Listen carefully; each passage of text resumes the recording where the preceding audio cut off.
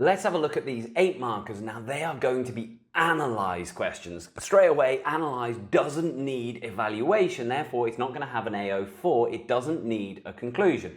All of the 8 markers have the same structure, the rubric. They're going to have 2 marks for knowledge and understanding, 2 marks for application, and 4 marks for analysis. This is what they look like. But they say things and children think they can mark this or developed analysis, but it doesn't really help you unless you're an experienced marker or teacher. They then look at the mark scheme. I've certainly had it. I'm sure many teachers out there have had the same thing. They start copying out this mark scheme, thinking they're getting one over.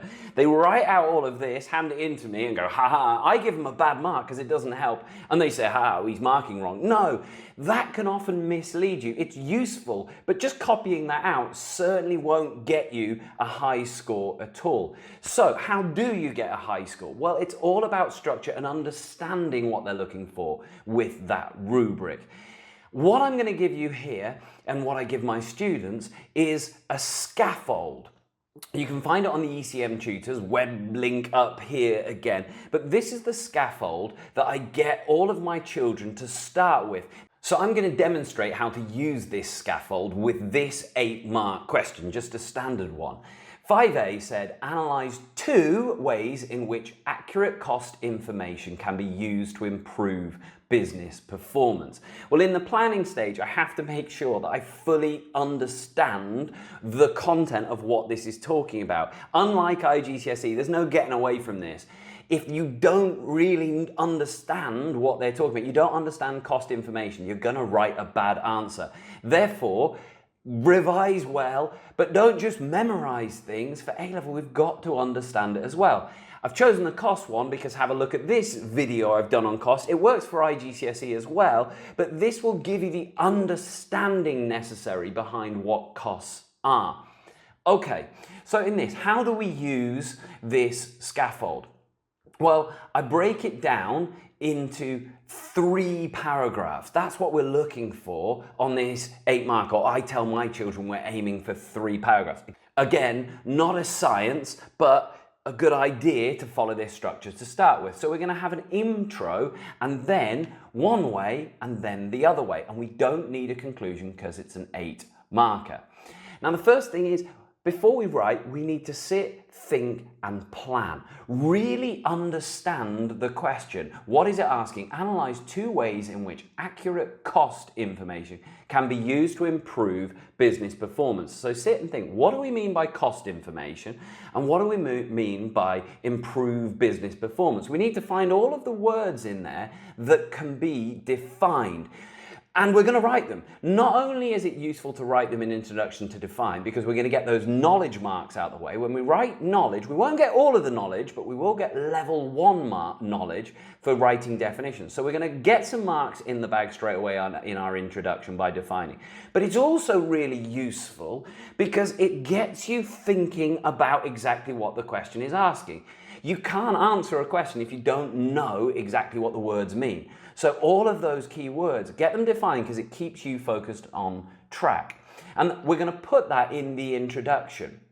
We're then going to make sure that we've picked an answer to this where we've thought about all the possible answers there could be, all of the knowledge that we've learned along the way, and we've chosen the best 2 that we can fully explain. There's no way you should get started without having this. So in the planning stage, what would I do is I'd look at this question, I'd look at all the things that need to define. I've got to define cost information. I've got to define accurate. What do we mean by accurate cost information? I've got to define or think about improve business performance. Okay, that's got to go in there. And then I've got to stop and think about, well, why does cost information improve business performance?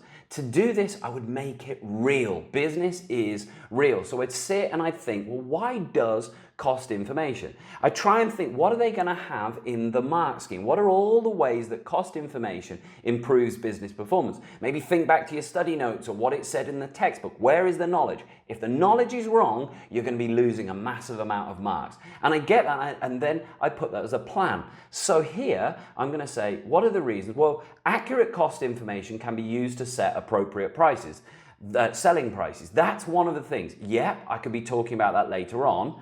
And I'd also say accurate cost information can be used to identify and reduce inefficiencies. I've decided on my two things before I've done anything else. I've thought about what to define and I've thought about my two knowledge points.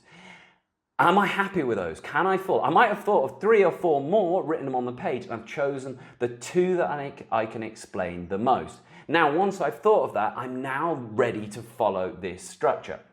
So here comes my introduction. I'm looking to define the key questions or the key term, and I'm going to relate it to real life examples, maybe in my head. So cost data is the financial information on all expenses a business incurs, such as fixed, variable, and total cost. I'm showing off, I know what I'm talking about. They're going, yeah, this is someone who's done some revision, I know the terms. Accurate means the data is correct, current, and free of errors, enabling reliable decision making.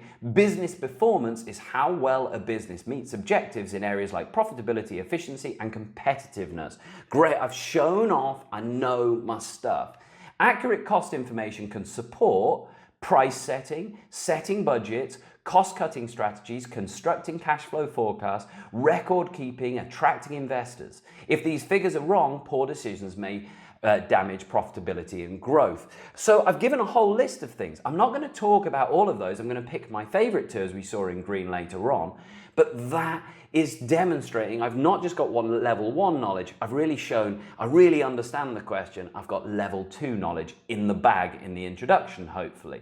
Now, what do I do? Well, I've already decided the point I'm going to talk about. Now, all I need to do is put my example and give my full chain of analysis with an optional however on the end. Let me demonstrate. I'm only going to do one of the paragraphs because it's repetitive. You can do the second one yourself. But here we go. I'm going to give an example. For example, Greg's Bakery, related to the cost video. I had a video earlier and I just related to a real bakery. Again, you can use real business examples. Greg's Bakery calculates the exact cost of ingredients, labor, and overheads for each product to ensure prices are set above break-even, in line with budget and profitability objectives. This means the business avoids underpricing, which reduces profit margin, or overpricing, which could reduce demand. Okay. That's the first stage, but I now want to show depth of analysis. Remember, there's all those marks for analysis here. So what's the consequence? Which leads to prices that reflect the true cost structure while remaining competitive. So what? Therefore, managers can make evidence-based pricing decisions that maximize contribution per unit. I'm showing off all of these A-level terms in there. Consequently, the business can achieve sustainable profits and reinvest in growth. I've given the consequence of that. Good chain of analysis. Perhaps one too many there, some examples, but I think it's safe to put that extra chain, not too difficult. Now, other examples love a however. Cambridge aren't obsessed with howevers, but I think it's good practice to put it in. So just give a little counterbalance, not necessary in the mark scheme, but good idea to do it, I feel. If you're running out of time, you can maybe avoid it, but I think a good idea if you can fit it in. However, focusing too heavily on keeping prices aligned with cost could lead to missed opportunities, such as charging a higher price in markets where customers are willing to pay more, or using competitive pricing to gain market share. All of that has got developed analysis, application, and knowledge. I then only need to repeat that again for the second point, which I haven't done here, but that should be getting me up in those top bands. If not 8 marks, it's certainly near there, giving you all the marks. What does that look like if I take it out of the structure? Of course, you don't actually write it in the boxes. I get my children to write in the boxes and practicing, but in the real thing you don't. This would be the introduction, this would be paragraph 1 and then paragraph 2, and then I'd have the third paragraph about the same length. So that's about how much we're looking to write.